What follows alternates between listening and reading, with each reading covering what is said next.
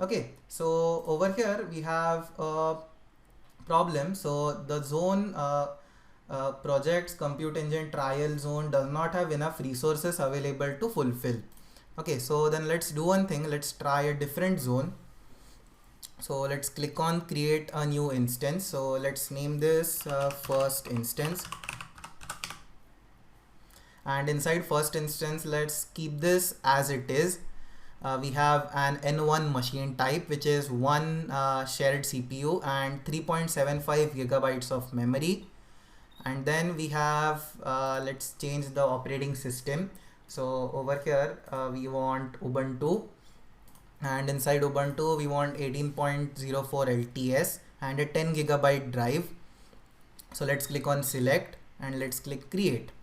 So now this will create a virtual machine instance in this new location which we have just established. So over here, once you have created a new compute instance, this is when you can get into that particular instance. So in a similar way that you activate Cloud Shell, essentially this creates a very low power, low memory virtual machine on the cloud somewhere and gives you the access to that particular machine. But now we have created a much more popular compute instance, and now let's connect to it. So over here you can click on this arrow, and over here you can open in browser window to connect to this particular instance. So now let's click on connect in browser window.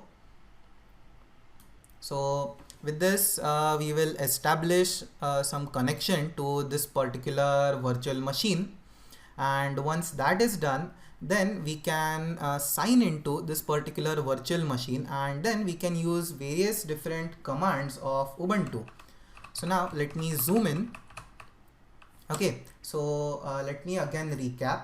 So over here I have created a new compute instance. Then I have clicked on this down arrow after connect and then clicked on open in browser window. Okay, so now with this we have opened the connection for the compute engine. So essentially now we have the access to this particular compute engine, which is very cool because just imagine what all is happening behind the scenes. So somewhere in the compute region which we have decided, there is a new virtual machine which has been created for you, and now you are getting the login credentials, or you are getting the access to this particular virtual machine. So now you can run various simple Linux commands over here. So you can type in ls and this will display the contents of the directory. So right now we have nothing in this particular instance. So now what we need to do is essentially create a Python application. Okay, and this Python application will be a program for factoring a particular number. So first of all, we need to check if Python is installed.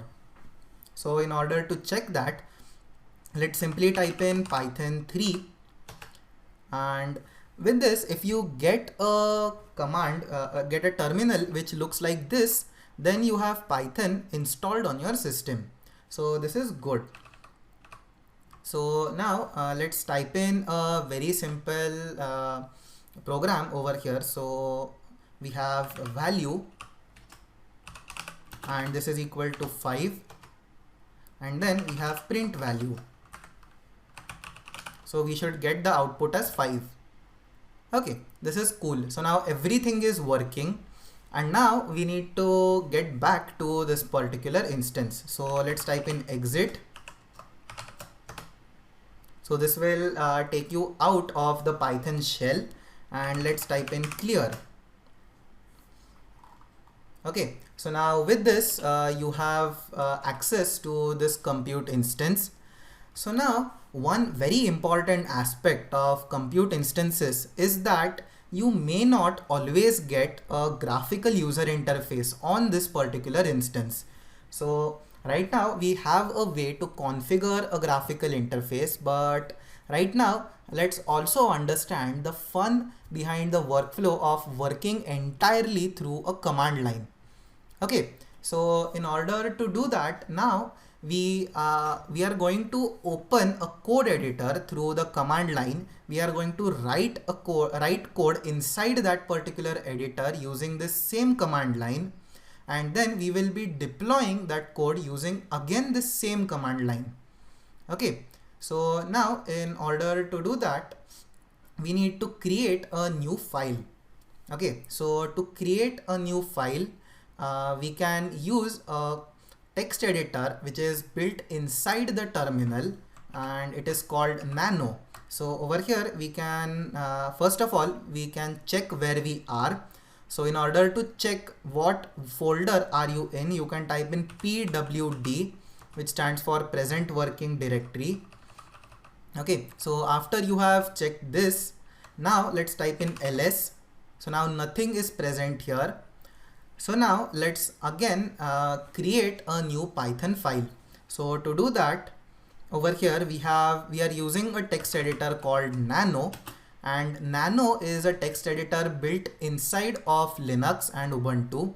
So now we have Nano space, and now we have the file name. So over here we have demo.py. So let's click enter. So now this will open Nano. So let's type in a very simple program. So over here we have a name, and name is equal to string quotations. So right now we are defining a string, so let's just put in a name here. So I have put in my name, and now let's just print this name. Okay, so now we have print, and then inside print we have name. Okay, so after this, now you need to get out of Nano in order to run this command. So to do that, you can look at a keyboard shortcut over here for exit. So in order to exit, you can type in Control X, and then it asks you if you want to save this modified buffer, and essentially this means that do you want to save this file. So if you want to save it, type Y, and then after pressing Y, it will ask you a name in which you want to save this file. So it is demo.py. So just click enter. Okay, so with this we have created a file called demo.py. Now let's again type ls, and over here we can see the file which we have created. So ls basically displays the contents of the current directory. So over here we have created a new file called demo.py. So now let's also run this file. So first let's look at this file. So if you want to again look at this file, you can again type in nano space demo.py, and you can see the file. So if you want to again get out of Nano, you have to simply type in Control X. So now let's run this file. So we have Python 3 space the file name. So we have demo.py.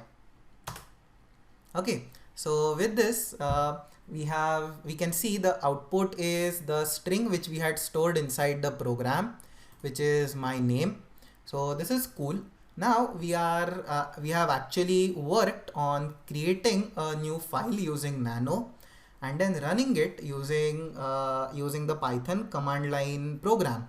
So for now, let's again get back to the factorizing workflow.